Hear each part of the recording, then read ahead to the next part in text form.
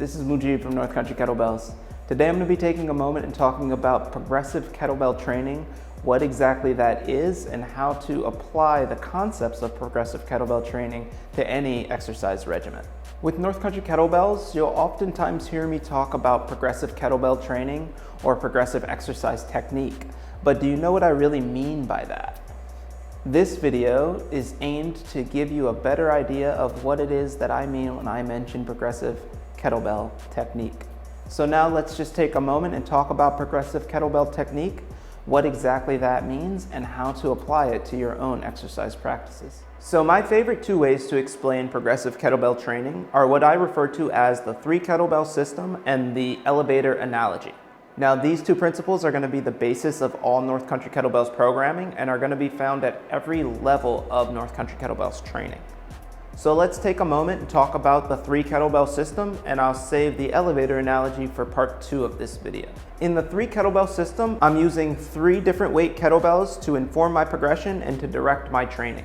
Kettlebell 1 is going to be the learning weight, kettlebell 2 is going to be the practice weight, and kettlebell 3 is going to be the application weight. Thinking about kettlebell 1, I want this kettlebell to be heavy enough to be a reference for resistance, but not so heavy that it challenges my ability to control it if I make a mistake or if I start to get fatigued. So the best way to think about this kettlebell is one that I could pick up, but it doesn't elicit any sort of panic response or alarm response in my mind, no matter what position it ends up in. Which can also be a catch-22 because it's not really a weight that's gonna let you know if what you're doing is wrong and not having an effect, because it's not going to provide you with enough feedback that says, hey, this position is completely off. It's just going to provide you with enough feedback that you can utilize if you're paying enough attention to notice that one aspect or another of your technique or of your alignment or of your engagement is slightly off.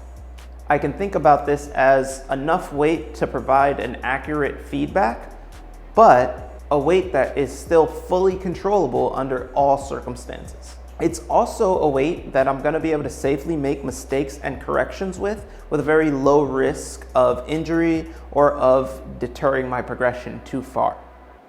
I can think of kettlebell 1 as the kettlebell that I'm using to introduce new concepts in my technique. And I also want to point out that the weight for kettlebell 1 may vary depending on the exercise that I'm doing, where I am in my workout, or where I am in the overall progression of my cycle. Now, kettlebell 2 is an actual working load. This is going to be enough weight that it's going to elicit a response. It's going to elicit both an alarm bell and a panic response, especially if you're not paying attention to what you're doing.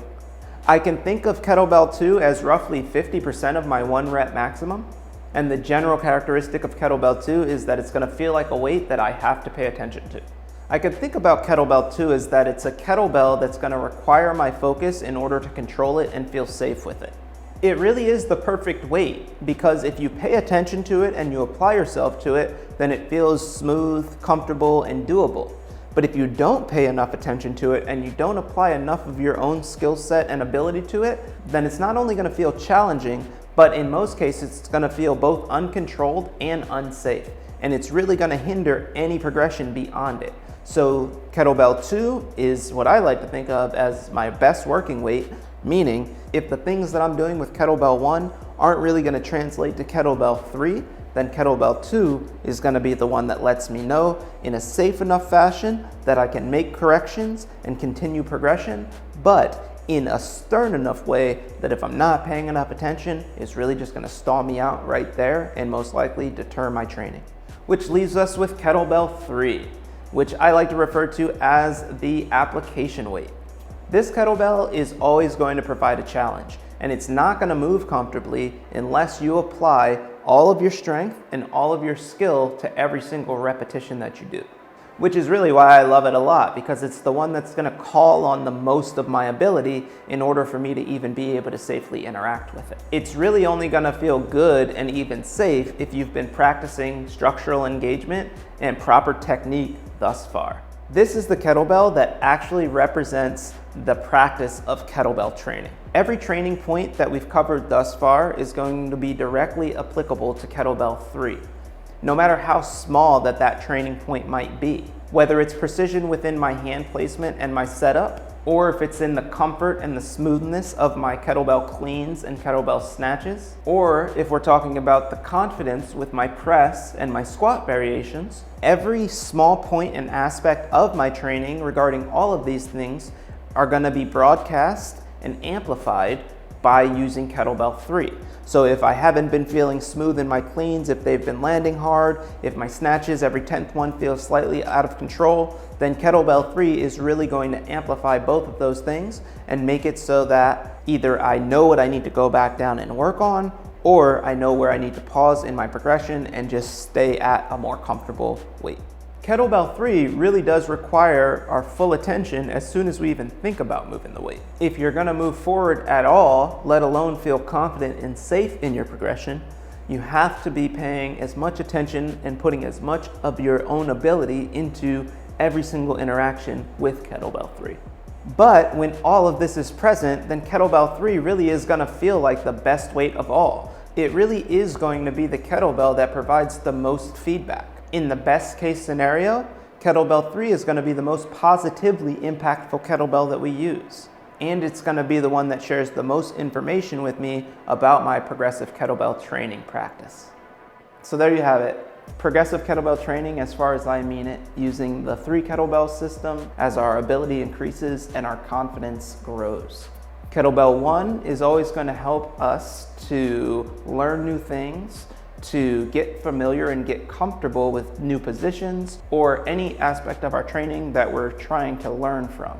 Kettlebell 2 is going to allow me to practice everything that I'm learning from Kettlebell 1 and refine it. So if something's going wrong or if something's off, it allows me to notice that, to go back to Kettlebell 1 and fix it, and then to come back to Kettlebell 2 and practice again to solidify my technique, to become better at any of the movements, and to feel more confident as I continue to get stronger and move forward. Kettlebell 3 is going to allow me to apply everything that I've learned so far in my training, and it's going to give me a clear picture of where I am in regards of my progression right now.